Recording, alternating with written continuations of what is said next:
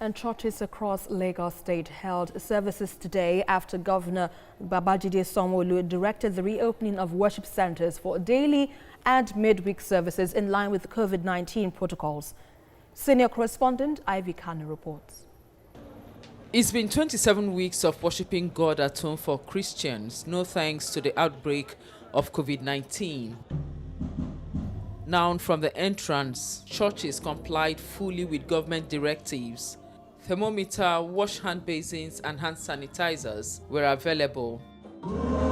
In his message, this preacher said members have been schooled on how to adhere to the COVID-19 protocols. He stated that it's to their benefit for members to understand the implication of doing otherwise. We've been asked to observe certain rules. They have actually been observant of that. This is what the church is all about. We are very obedient and we are very dutiful both to God and to our political leadership. At this Catholic church, facilities were provided for members to safeguard themselves before entering the church auditorium. Each hall was numbered according to the numbers given to parishioners who booked for a seat online. And for parishioners who didn't book online, they were turned back with their children. We have these seat numbers listed, and when they come, they show that confirmation page and we mark them in.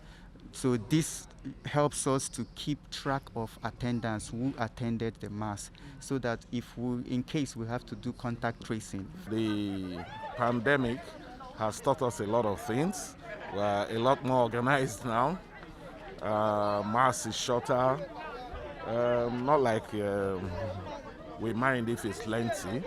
It's uncomfortable, but it's safety. So safety comes first. If it means having to wear your mask, but at least you have to come back and be in God's presence again. The church leaders are not unaware that the lockdown may have a negative impact on some Christians attending services. Some definitely will lack the zeal, but I'm sure majority will feel happy to be back.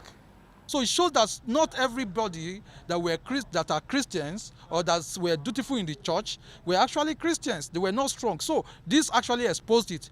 We were made to understand that the empty seats were part of government's directives that the elderly and children are exempted from attending services. Ivy Kanu, TVC News, Lagos.